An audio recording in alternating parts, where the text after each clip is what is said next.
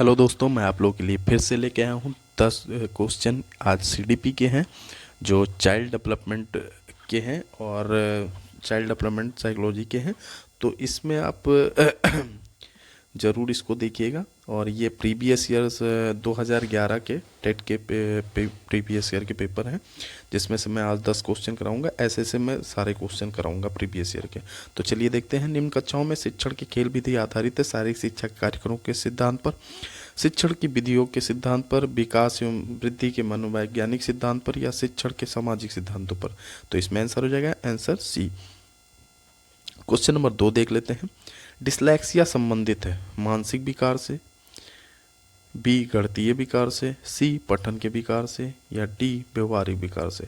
जैसा कि आप लोग जानते हैं कि एक प्रकार का रोग होता है जो बच्चों को पढ़ने में, पाठन क्रिया में दिक्कत करता है, और गणितीय विभाग से डिस्कैल्कुलिया होता है, जो बी ऑप्शन इसका है, उसमें डिस्कैल्कुलिया होता है। तो इसमें आंसर हो जाएगा आंसर सी, पठन के विकार से।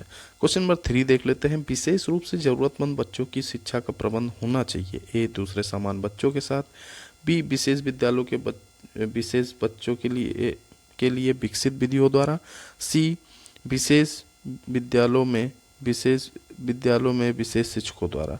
तो इसमें आपका आंसर हो जाएगा आंसर ए दूसरे समान बच्चों के साथ। क्योंकि हम क्या है ना कि किसी भी बच्चे में भेदभाव नहीं कर सकते, उनको अलग नहीं बैठाल सकते, या उनके लिए स्पेशली ट्रीटमेंट नहीं रख सकते।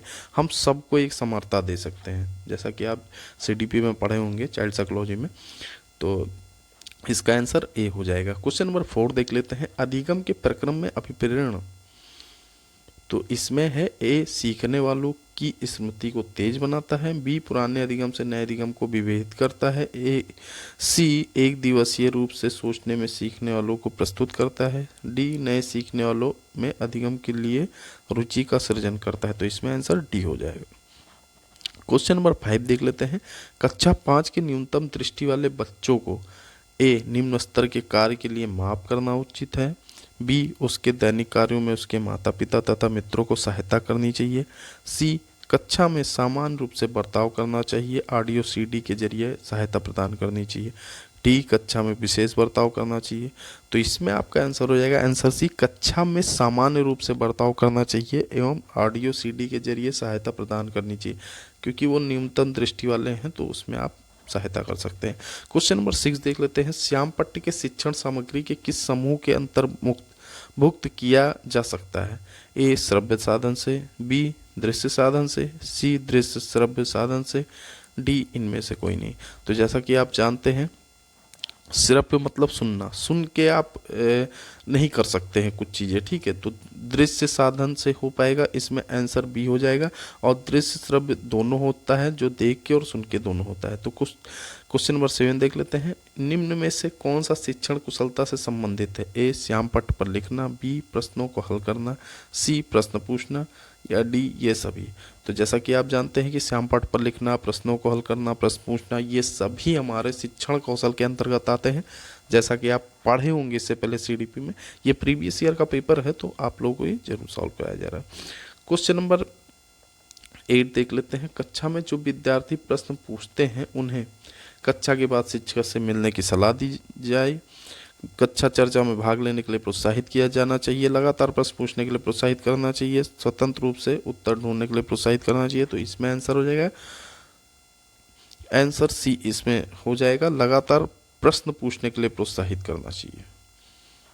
क्वेश्चन नंबर अब 9 देख लेते हैं। शिक्षा की किंडरगार्टन पद्धति का प्रतिपादन किया है?